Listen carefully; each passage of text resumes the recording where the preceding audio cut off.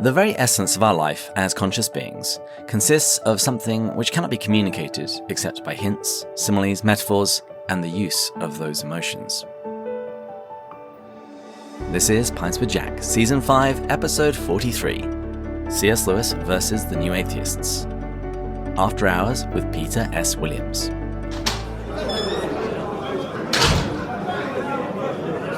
Good morning, everyone. Pints with Jack is your favourite weekly C.S. Lewis podcast, where Andrew, Matt, and myself break down and discuss the works of C.S. Lewis. This season we've been talking about love, and we worked our way through C.S. Lewis's book, The Four Loves. And after that we had Ecumenism Month, where we spoke to people from diverse religious backgrounds who all love Lewis. And we're now in Apologetics Month, where we're examining some of Lewis's favourite arguments for common sense, theism, and Christianity. And today we're talking about a topic which isn't so often addressed. It's called anti-verificationism. And I have with me today our guide through this topic, someone whose work I've enjoyed ever since this podcast began, Mr. Peter S. Williams. Peter S. Williams is a Christian philosopher and apologist based in Southampton, England. He is the assistant professor in communication and worldviews at NLA University College in Kristiansand, Norway.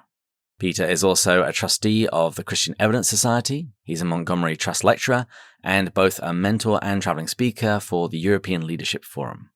And he's authored many books, including Apologetics in 3D, Outgrowing God, A Faithful Guide to Philosophy, Getting at Jesus, Understanding Jesus, and A Skeptic's Guide to Atheism, as well as the book which he'll no doubt be referencing today, C.S. Lewis versus the New Atheists, where he discusses this idea of anti-verificationism. Peter S. Williams, welcome to Pints with Jack. Thank you very much for having me, David. It's great to be with you. And you definitely win the prize for most technical difficulties in getting an interview to happen. This is our second time trying to do this. We have gone through basically every single video chat forum, but I think we are finally there. So I'm very excited. Good. Yeah, it's been a struggle. The tubes between England and the United States on the internet have clearly been clogged or broken. Mm. But I think I first came across your work when you appeared on William O'Flaherty's podcast. And after I looked you up, I was delighted to discover that your church was just down the street from where I used to live when I was at the University of Southampton. Mm. Indeed, yes. And I've been in Southampton since 2001. So I've been here a while, moved here originally to work with a Christian educational charity that was based here, through whom I got contacts with the folks in Norway that I now work part-time with in NLA University out in Norway. Wonderful. Yeah, so you must have moved there when I was finishing off my second year of university, I think. Well, today I'm drinking tea, and because it's Lent and I'm avoiding dairy, that means I'm drinking it with oat milk, which means that it looks like mud, but actually doesn't taste too bad. Do you have anything to hand? I do. I have a glass of cold milk. Full of calcium, very good for your teeth. My mum would be very impressed. Yeah. It's skimmed milk, so it's even better for you. Well, my wife would be horrified. I remember the time when I came back from the store with skimmed milk, she was horrified. Well, cheers. Cheers. So, would you please tell our listeners a little bit about yourself, your faith journey, and where you discovered Lewis along the way? Oh gosh, yeah. Well, I grew up in a Christian home. Both my parents were Christians. Both my parents were also teachers. They met at Teacher Training College in Portsmouth in the early 70s. And they both trained as science teachers as well. So I grew up in a fairly sort of academic atmosphere of a household, one that talked about matters of faith and matters of science, and that had books in the house. Amongst the collection of books in the house were a number of books from C.S. Lewis. I was first introduced to Lewis by my mum reading Chronicles of Narnia to me until I got frustrated enough at the pace of storytelling to kind of take over myself by the time we got to Prince Caspian.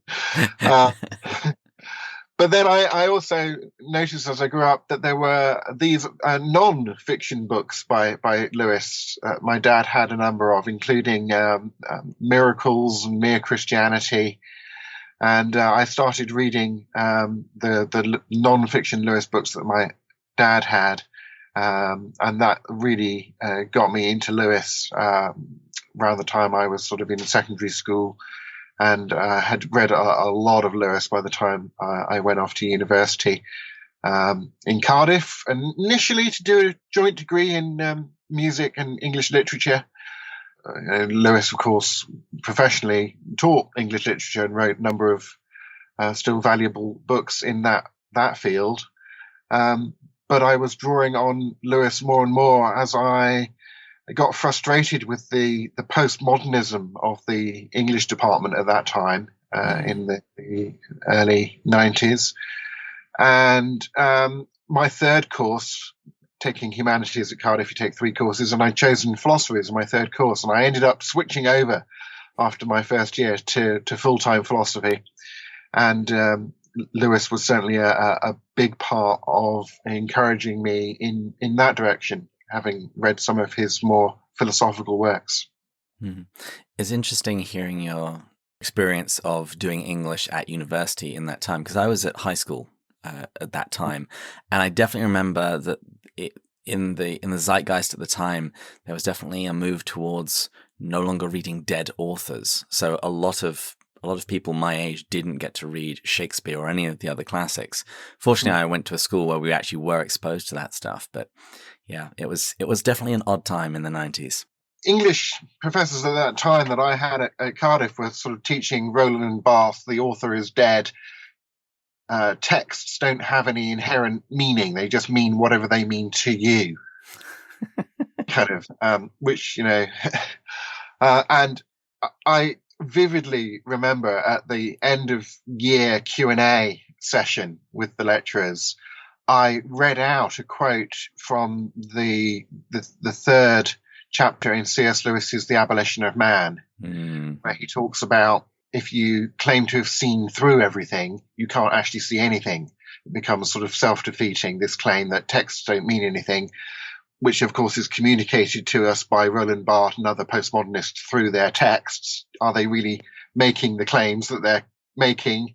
If they are, they're claiming not to make any claims that we can get wrong or right.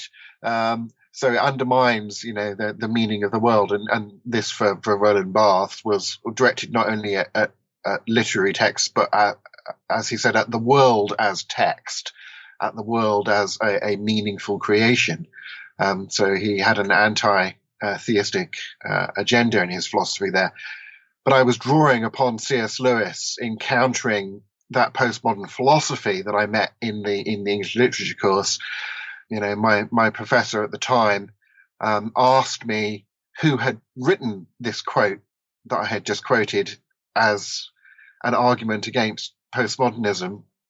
Well, I told him it was, C.S. Lewis from The Abolition of Man, and he said, oh, well, of course, Lewis was writing that at a time in a culture after the Second World War where people were looking for certainties, and he basically made a sort of ad hominem argument against Lewis by pointing to the assumed intention of the author of the text that I had read to him. Which is hilarious because it's both chronological snobbery, which Lewis fought against, and it's a particular form of ad hominem. It's basically Bulverism, not even responding to the argument and attacking the person, but trying to psychoanalyze the person to explain why they come up with such a dumb idea in their opinion. Yeah. In order to defend a philosophy that said texts don't have any inherent meaning and you can't work out the meaning of the text with reference to the author because the author is dead. Right? Yeah. But I'm trying to undermine my argument against that by analyzing the supposed intention of the author of the text that I had read. Which is self-refuting. Yeah, and it's also expressing a philosophy that actually can't even say anything interesting. Right. So this is a large part of what pushed me towards doing philosophy at Cardiff. And then after that, I continued on in the philosophy field through an MA at Sheffield and a 2-year research degree, an MPhil at University of East Anglia in Norwich. before I then spent a number of years working as a church-based student worker, working with students in Sheffield. Sheffield. Then I moved down south in 2001, as I said, to work with a Christian educational charity doing philosophy and ethics conferences for secondary school children in the UK in state schools. And through that educational charity, they had contacts with folks out in what is now NLA University, but was just Gimlekollen College in Kristiansand in Norway, who, as part of their community outreach work for the university, were set up Damaris Norge, which was their Damaris sort of version of Damaris UK, the charity that I worked for. And through those contacts, I started doing bits of teaching on the study tour that they took to England once a year, and then flying over to Norway occasionally to do some teaching, and then gradually got put on staff. And I'm now 40% position out in NLA University in Norway. Very cool. And fortunately, you get to do all of this in English, though. I do. Fortunately, the Norwegians are very much better at English than I am at Norwegian. So, yeah.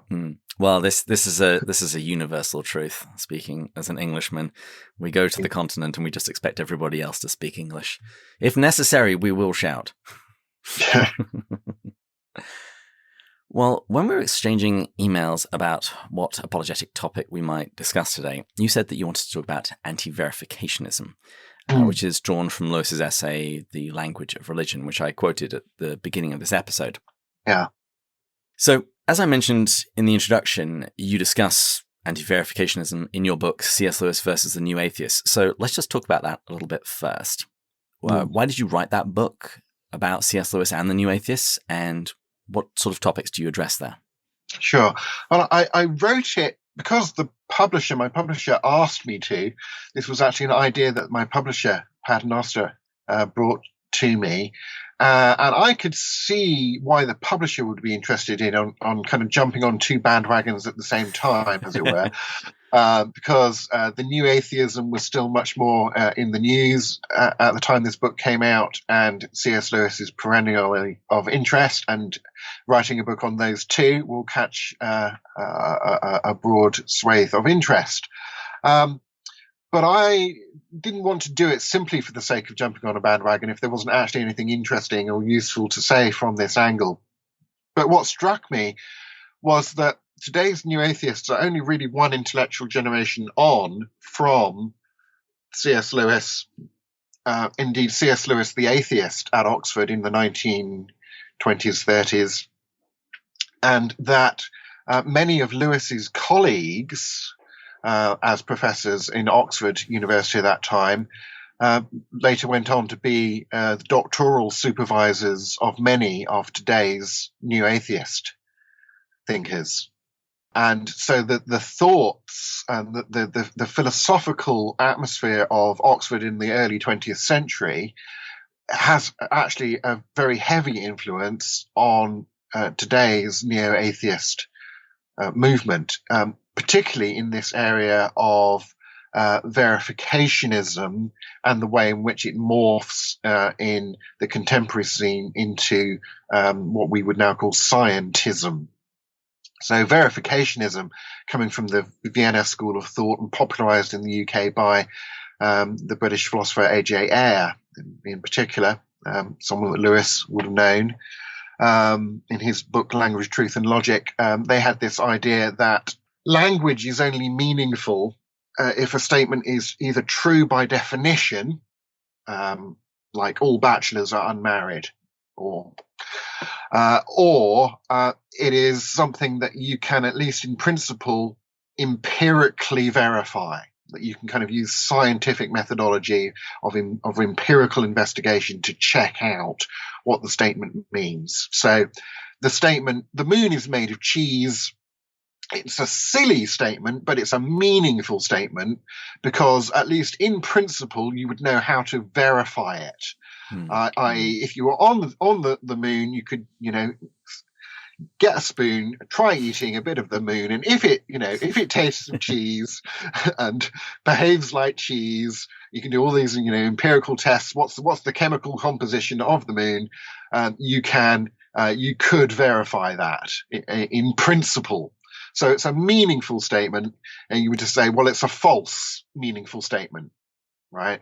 But, said A.J. Ayer, a statement like God exists, or indeed a statement like God does not exist, is meaningless, literally meaningless. You're not actually stating anything, making any claim that is either true or false. It's just a meaningless claim. It's like nonsense poetry from Lewis Carroll or whatever. Now, today, that movement was fairly short-lived, actually, because for one major reason, philosophers pointed out that this rule about when language was meaningful, it's only meaningful if it's true by definition or you can empirically verify it, was not a rule that was true by definition or that could be empirically verified. Mm-hmm. Right? So it's self-contradictory because it doesn't meet its own criteria. But scientism, which is still very much with us, again, particularly in the works of the new atheists, shifts that rule from a rule about when language is meaningful to a rule about when statements can be considered true or reliable. We can only know things through empirical scientific investigation, or they're just true by definition. And so actually any argument against verificationism of meaning in language, you can actually make a parallel argument to scientism. So just as verificationism doesn't meet its own rule, neither does scientism. The claim that we can only know things through scientific methods is not something that we can know through scientific methods, right? Mm-hmm.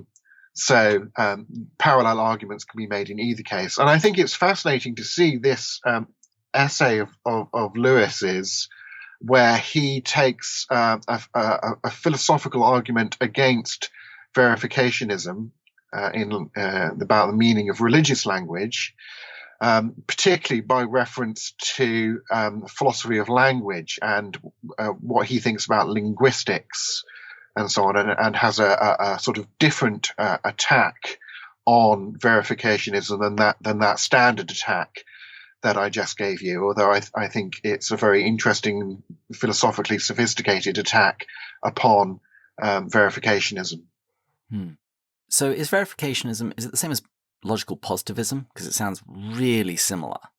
Right, yeah. You'll often see these names used interchangeably. So the Vienna circle of thinkers, often described as positivist thinkers, or more narrowly logical positivism, and it is basically this sort of scientific approach to empirical method. Is the only way in which either language can be really meaningful beyond simple, tautology, or that we can know about reality. We can make reliable claims about things. It has to come through this sort of narrow empirical window, rather than being open to, say, metaphysical argumentation about things. And Lewis never bought into this sort of positivistic school. He was an old school atheist raised on old school classical Greek atheism and so on, and he took metaphysics seriously. And the fact that he took metaphysics seriously meant that he had to take things like the moral argument for God seriously. So A.J. Ayer would say claims about what's right and wrong, or what's beautiful or ugly, they're meaningless as well as claims about religious claims. Whereas Lewis couldn't say, claims about good and evil are meaningless. Indeed, he would say his argument as an atheist was that claims about evil are very meaningful and significant in that they give you evidence against the existence of God, right? If there were a God, he shouldn't let evil things happen, and clearly they do, and this is a big problem for belief in God. Now, of course, that's not an argument that a logical positivist can make, because a logical positivist like Ayer just says, terms like good and evil don't have any meaning. Richard Dawkins says that language about good and evil is literally meaningless. When you dig into Richard Dawkins's philosophy of the metaphysics of talking about good and evil, he is an old school logical positivist about it, and that's why you don't see Richard Dawkins explicitly making arguments from evil against God. But he does make them against religion, funnily enough. Yeah, although sometimes he puts it in the form of, I'm letting you, the listener, you, the reader, judge as to whether you can consider the character of God as described in the Old Testament as being, good or bad or whatever. But when I recently, a couple of years ago, wrote a book called Outgrowing God, ? Which was a response to his recent sort of what's sometimes been called a sort of youth version of the God delusion, his book Outgrowing God. And I wrote a book responding to Outgrowing God in the form of a dialogue between students at a university reading group who are reading Dawkins's Outgrowing God. I have them point out that Dawkins in his Outgrowing God book puts all of his stuff about the evils of religion in the Old Testament and so on before he comes on to talking about questions about what is good and evil and how do we ground it and so on, and his misunderstandings of the moral argument, which he kind of really ignores the ontological, the what is it questions of good and evil, and sort of sidesteps the real issues there. And just as an aside, I really did like that book. Listeners, if you get it, don't expect a very clear straw manning of the atheistic position and the Christian in there just trouncing everything. It is much more balanced and reasoned and challenging. I thought that was really cool. Thank you. It does really seem, though, that if one adopts this positivist verification and scientism, there's an awful lot about life you just can't speak about at all. Or you have to say that there's nothing to be said because those words are meaningless. Pretty much anything philosophical, pretty much anything metaphysical, and some of the core aspects of life.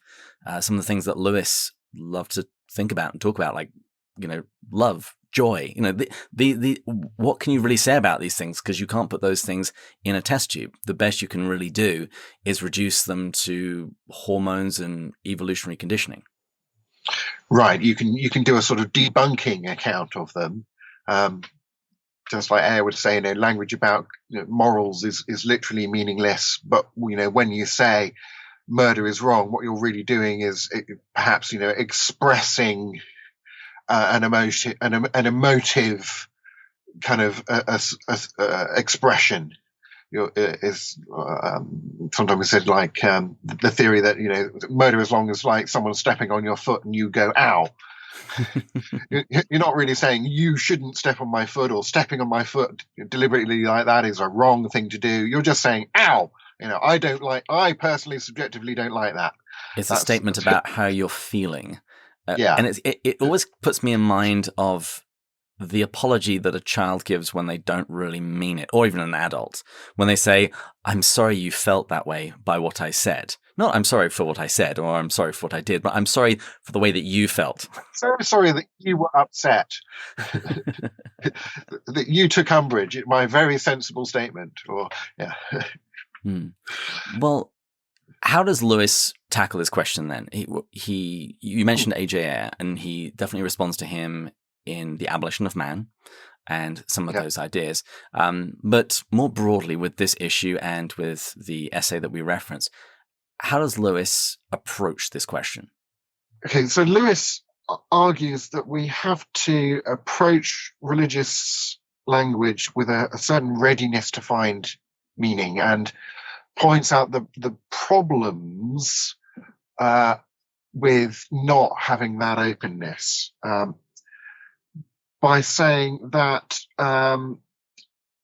although there are things said by religious people that can't be treated in the way we treat scientific statements, He says this isn't because they're statements of some special language. It would be truer to say that the scientific statements are in the special language. And Lewis viewed scientific and what he calls poetic language as two different artificial perfections of ordinary language. And he says, it seems to me to be a mistake to think that our experience in general can be communicated by precise and literal language, that is, shall we say, that the language of empirical science, and that there's a special class of experience, say emotions or religious experience, right, which cannot. He says the truth seems to me to be the opposite.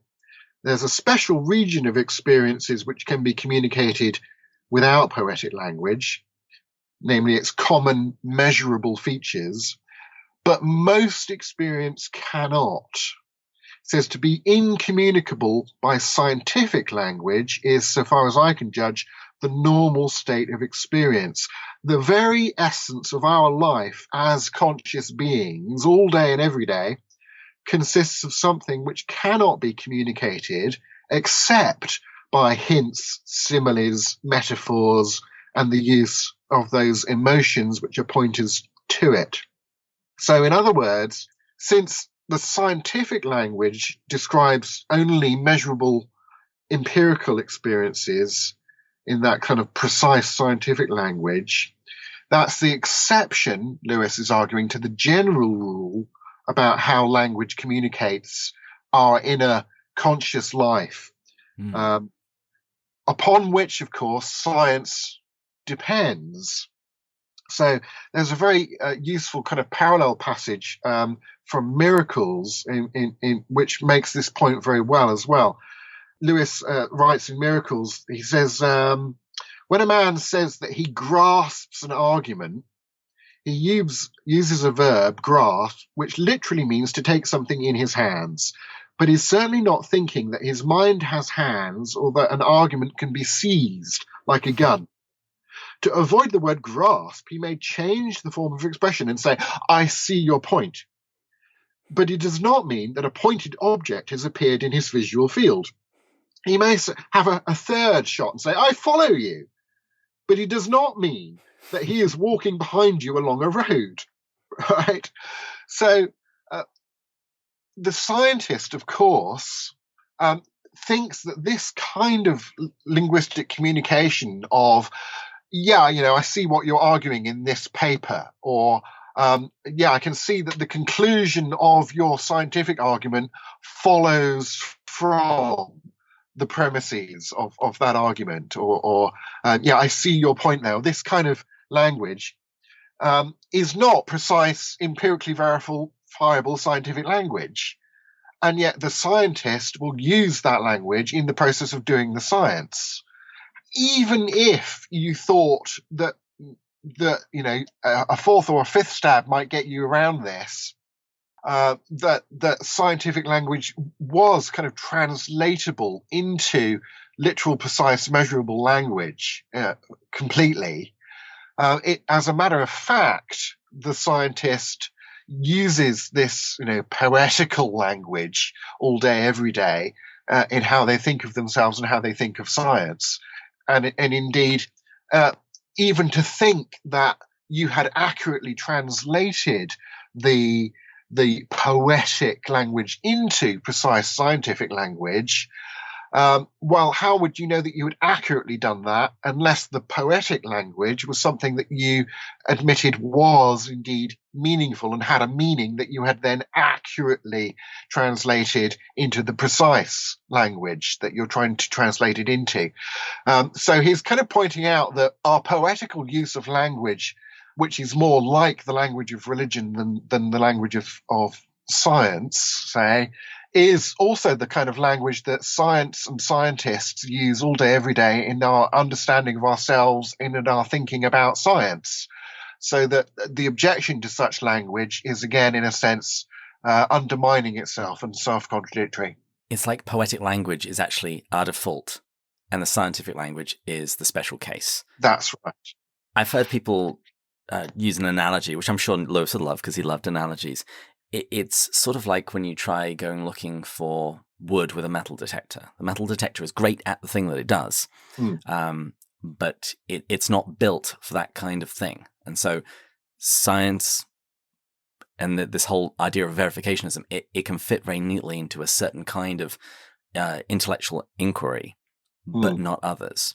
And it's sitting upon a foundation that we have to accept from first principles. Otherwise, we can't say anything at all. That's right. And you can't exclude or debunk that non-scientific language by saying, that has a scientific translation or whatever, without admitting that poetic language actually does have a meaning. And that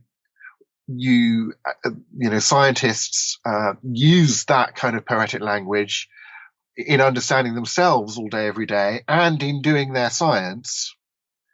And even if you thought you could, which Lewis would argue you couldn't, but even if you thought you could successfully replace that poetic language with precise scientific empirical language, that doesn't debunk the poetic language, because you have to think that the poetic language is meaningful to think that you have, correctly translated it, as it were. So Lewis's argument would be that actually this artificial restriction of language is what science is, which depends upon the ordinary, everyday, more poetic language, and he thinks you can't make that translation.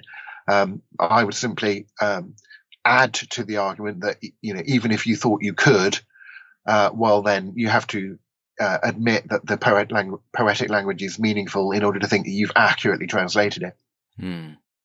So let's get really practical.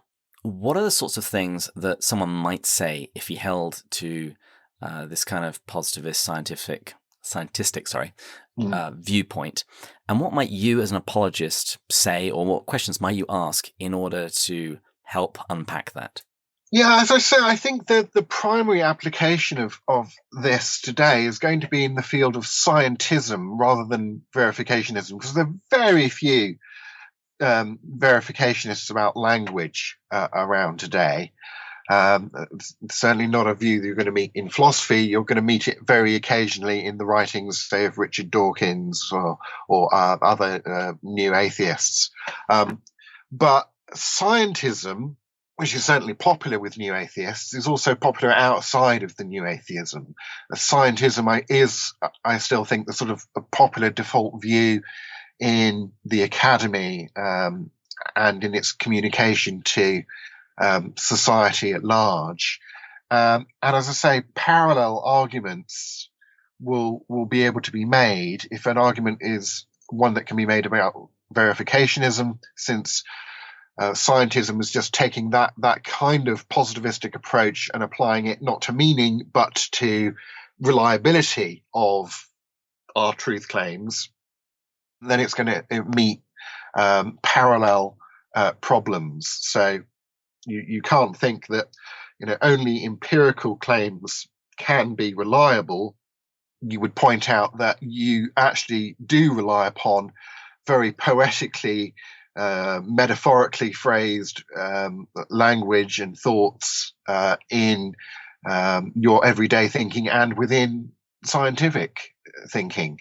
That you can't make this sort of artificial airtight wall between science and other ways of knowing, or between scientific language and other ways of speaking about things. You can't wall off science from metaphysics.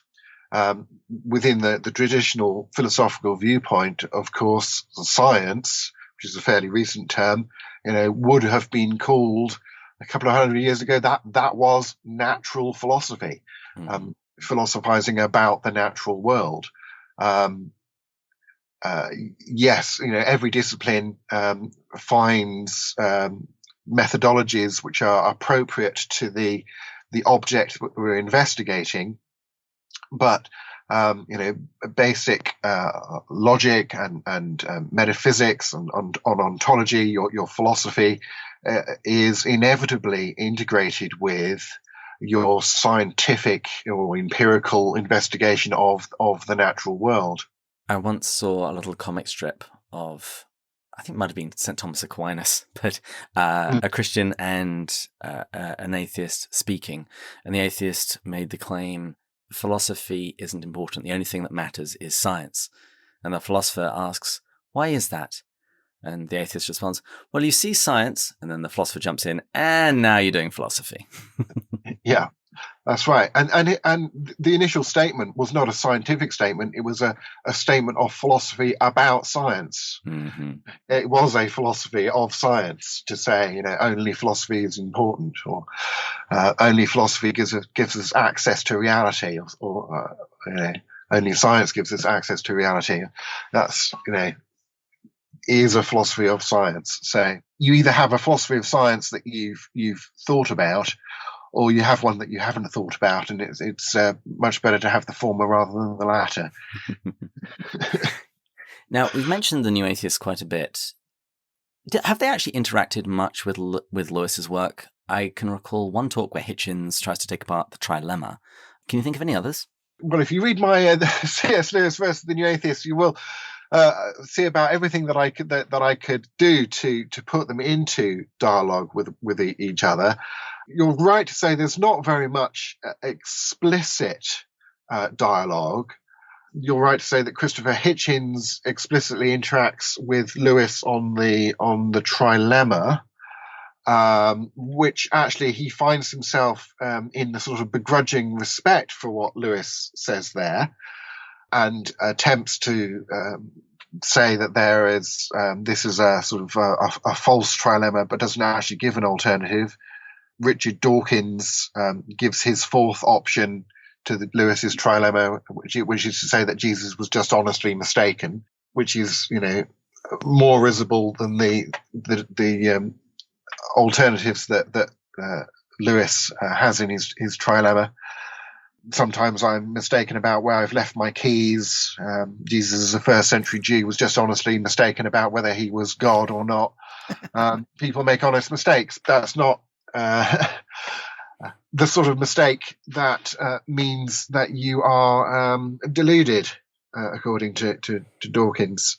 As one writer put it, in The God Delusion, Richard Dawkins argues that Christians are deluded for believing in the existence of God, but Jesus was not deluded for thinking that he was God. So, yeah, I find that pretty risible, really. But it's really in the deeper philosophical roots of the New Atheist movement, in the philosophical thinking of the early to mid 20th century, which is the thinking that Lewis himself kind of went through or fought through as an atheist to agnostic to some sort of vague philosophical theist before becoming a Christian and so on. That is the interest for me here in seeing the roots of today's neo-atheism in this positivist and verificationist and scientistic kind of movements of the mid-20th century, and how those play out in today's neo-atheism, and how Lewis wrestled with those movements as an atheist in the early 20th century. Well, as we begin to draw to a close, I want to give you a few minutes to talk about some of the other books that you've written on apologetics, which might be of interest to our listeners. Sure. Well, we've talked a lot about C.S. Lewis versus the New Atheists. We've mentioned my more recent Outgrowing God ? Which is, as the subtitle says, a beginner's guide to Richard Dawkins and the God debate, and is this dialogue format book with a student reading group reading and commenting upon Dawkins's more recent Outgrowing God book. And then recently I've started publishing a series of books which are collections of essays on different themes. And the first one was a little book called Apologetics in 3D, essays on apologetics and spirituality, where I bring together a number of works that I've published over recent years on a holistic model of spirituality, a holistic understanding of Christian spirituality, and using that model to think in a more holistic way about apologetics. And I've just handed in the manuscript to Whitford Stock, my publisher, of the second book in this series, which is a book of essays on natural theology, on arguments for God, which is going to be called A Universe from Someone. And then there should be another 2 books, hopefully, in this series of essay collections to come. One looking at intelligent design theory, and one looking again at Jesus and New Testament historical issues. So that's a sort of series of 4 themed books of essays that are coming out with Whitford Stock. Wonderful stuff. Well, I'll make sure that there are links to all of those in the show notes. Peter S. Williams, thank you for coming on the show. Thank you very much, Dave. I hear the call for final drinks at the Mitre Pub, which was one of the places I used to go in Southampton. So to wrap things up, where can people go to find out more about you and pick up a copy of C.S. Lewis versus the New Atheists and your other works? Well, to find out more about me and to get various free resources, essays, my podcast, YouTube channel, etc., the hub for all that is at my website at peterswilliams.com. And my books are all available in various formats through online sellers such as the ubiquitous Amazon, and other booksellers are available. Wonderful. Thanks again to Peter for coming on the show. Thank you all for listening, for our Patreon supporters, and particularly our top-tier supporters, Amanda, Emmy, Thomas, Deborah, Anonymous, Bill, Joanna, Snort, Bud, Shane, John, Kevin, Brian, Kay, Paul, Kimberly, Gillis, Gary, Stephen, Matt, Kelly, Chris, John, James, Kate, Peter, David, and Rowdy. And please join us next time as Apologetics Month continues, and we'll be going further up and further in. Cheers. Cheers.